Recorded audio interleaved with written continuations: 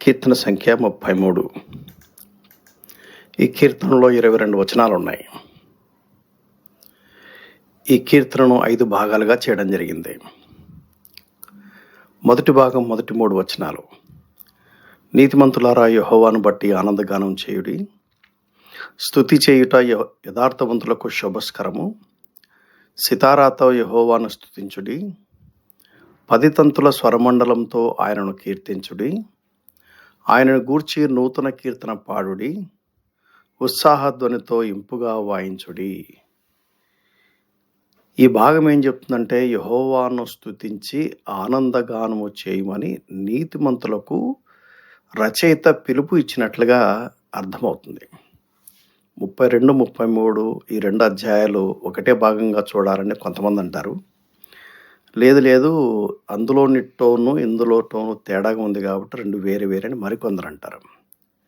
మరి దావీదు రాశాడా ఎవరు రాశారో మనకు తెలియదు, కానీ దీని వెనక మాత్రం దావీదు ఆలోచనలు ఎక్కువగా కనపడతాయి. యథార్థవంతులకు దేవుణ్ణి స్తుతించడం శుభస్కరమట. అంటే it is fitting for righteous people to worship God. వాళ్ళు దేవుణ్ణి ఆరాధించకుండా ఉండలేరు. దానికి తగిన కారణాలు ఉంటాయి. అయితే ఇంట్రడక్షన్లో ఏమంటా అంటే నూతన గీతం పాడుడి, కొత్త పాట పాడాలట. విత్ మ్యూజికల్ ఇన్స్ట్రుమెంట్స్తో పాడాలని కీర్తనకారుడు అంటాడు. తర్వాత భాగం 4-5 వచనాలు. యెహోవా వాక్యము యథార్థమైనది, ఆయన చేనుదంతయు నమ్మకమైనది, ఆయన నీతిని న్యాయమును ప్రేమించువాడు. లోకము యెహోవా కృపతో నిండి ఉన్నది. ఈ భాగము దేవుని యొక్క గుణగణాల గురించినటువంటి వివరణ కనపడుతుంది. మొదటి 3 వచనాల్లో దేవుణ్ణి స్తుతించండి అంటున్నాడు. 4-5 వచనాల్లో ఆ దేవుని యొక్క గుణగణాల గురించిన వివరణ చెప్తున్నాడు. అంటే బహుశా దేవుణ్ణి స్తుతించడానికి కారణాలు చెప్తున్నట్టుగా నాకు అర్థమైంది. యెహోవా వాక్యం యథార్థమైనది అంటే దీన్ని పర్ఫెక్ట్ అయినది అనే కోణంలో చూడొచ్చు. ఎట్ ద సేమ్ టైం దేవుని యొక్క గుణగణాలకు అనుగుణంగా ఆయన వాక్యం ఉంటుంది, ఆయన పలకబడిన వాక్యం ఉంటుంది. ఆయన పలకబడింది వ్రాతలో ఉన్నటువంటి వాక్యం అవ్వచ్చు, లేక వ్యక్తి అయినటువంటి యేసుక్రీస్తు అవ్వచ్చు. కానీ తర్వాత ఉన్నటువంటి భాగాలన్నీ చూస్తే కూడా ఆ దేవుని యొక్క సృష్టి గురించినటువంటి కొంత వివరణ, ఆ తర్వాత ఆ దేవుని యొక్క ప్రావిడెన్స్, ఆ దేవుడు ప్రణాళిక చొప్పున ఆయన ఏం చేస్తాడో దాని గురించిన వివరణ మనం చూస్తాం. అందుకని ఇక్కడ అంటాడు ఆయన వాక్యము యథార్థమైనది, ఆయన చేసేదంతా కూడా నమ్మకమైంది. అంటే అందులో చీటింగ్ అనేది ఏముండదు, వ్యతిరేకతలు ఏముండవు, కాంట్రడిక్షన్స్ ఉండవు. ఆయన తన గుణగుణాలకు అనుగుణంగానే ఆయన ఏం చేస్తాడో అవి 2 కూడా కరెక్ట్గా సింక్ అవుతాయని దాని అర్థం అనమాట. ఆయన నీతిని న్యాయమును ప్రేమించువాడు.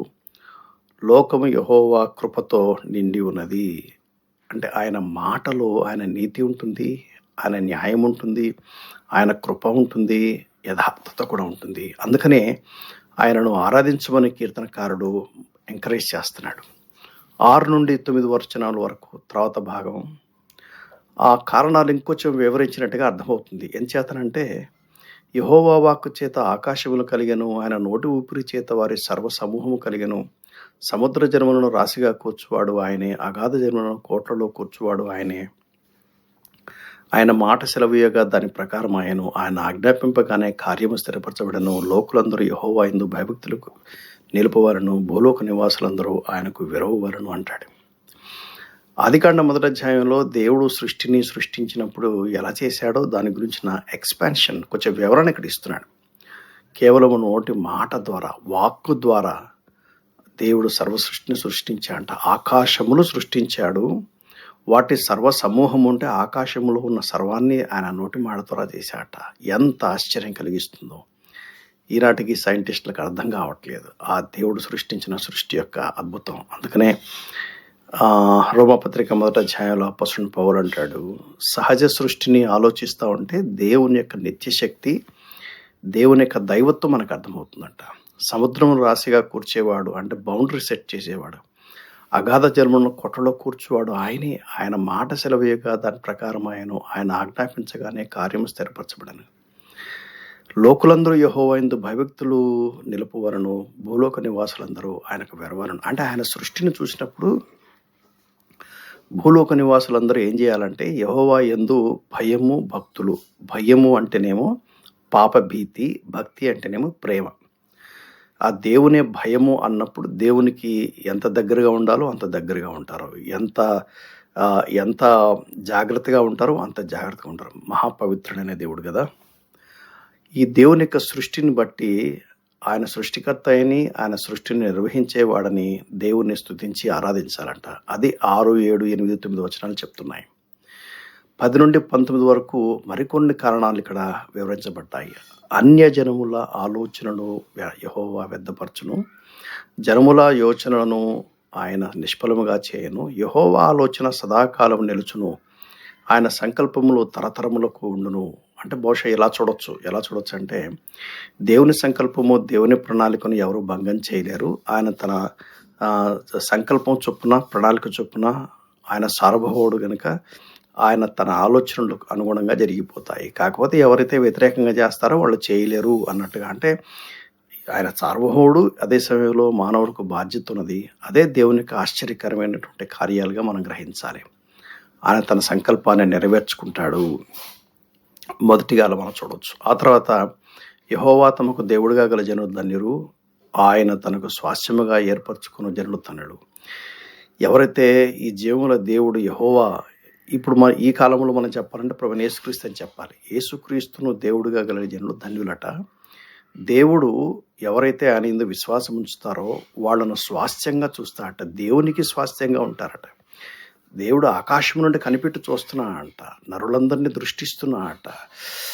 ఆయన వారందరి హృదయములను ఏకరీతిగా నిర్మించిన వాడు, వారి క్రియలన్నీ విచారించువాడు, వారిని దర్శించువాడు. ఇంగ్లీష్లో ఎలా ఉంటుందంటే ఒక్కొక్కరిని దేవుడు అలా అలా అలా క్రియేట్ చేశాడు. వారి క్రియలన్నీ కూడా దేవుడు అబ్జర్వ్ చేసేవాడు అని దాని భావన. ఏ రాజును సేవన బలం చేత రక్షించబడడు, ఏ వీరుడును అధిక బలం చేత తప్పించుకొనడు. రక్షించుటకు గుర్రం అక్కరకు రాదు, అది దాని విశేష బలం చేత మనుషులను తప్పింపజాలదు అని. అంటే రాజు యుద్ధం చేస్తాడు, కానీ తన తెలివితేటలు, తన శక్తి సామర్థ్యం వల్ల కాదు. దేవుడు తనకు తోడుగా ఉండి తనను గెలిపిస్తే తప్ప గెలవలేడు. అది తాత్పర్యం. అంటే దేవుని సంకల్పానుసారంగా జరుగుతుంది అని. వారి ప్రాణమును మరణము నుండి తప్పించుటకు, కరువులో వారిని సజీవులుగా కాపాడుటకు యెహోవా దృష్టి ఆయన యందు భయభక్తులు గల వారి మీదను, ఆయన కృప కొరకు కనిపెట్టుకుని వారి మీదను నిలిచి ఉన్నది. ఎంత బ్యూటిఫుల్గా చెప్పాడు చూడండి. వారి ప్రాణమును మరణము నుండి తప్పించుటకు, అంటే యుద్ధాలు చేసేటప్పుడు తప్పించేవాడు ఎవరంటే దేవుడే. కరువులు ఎందుకు వస్తాయంటే యుద్ధాలు ఉన్నప్పుడు కరువులు వస్తాయి. ఆ కరువులో కూడా సజీవులుగా కాపాడతాడు. ఆయన దృష్టి ఎవరి మీద ఉందంటే ఆయన యందు భయభక్తులు గల వారి మీద, ఆయన కృప కొరకు కనిపెట్టుకుని వారి మీద ఉంటుంది అని రాయబడింది. చివరిగా 20, 22 వచనాల్లో మనము యెహోవా పరిశుద్ధ నామమునందు నమ్మకించి ఉన్నాము, ఆయనను బట్టి మన హృదయం సంతోషించుచున్నది, మన ప్రాణం యెహోవా వరకు కనిపెట్టుకొని ఉన్నది, ఆయనే మనకు సహాయకుడు, మనకు కేడమును అయి ఉన్నాడు. మేము యెహోవా కొరకు కనిపెట్టుచున్నాము, నీ కృప మా మీద ఉండునుగాక. అంటే ప్రజలందరూ ప్రభువైన యేసుక్రీస్తు నమ్ముకొని ఆయన కృప కొరకు వేచి ఉండాలి అని భాగంలో చెప్పినట్టుగా నాకు అర్థమైంది. దీనికి అంశం ఏమై ఉండొచ్చు అంటే ప్రభువైన దేవుని ఎరిగిన వారు ఆయనను స్తుతించి ఆయన కృప కొరకు కనిపెట్టుకుంటారు. ప్రభువైన యేసుక్రీస్తు కృప మీ అందరికీ తోడైండునుగాక. ఆమెన్.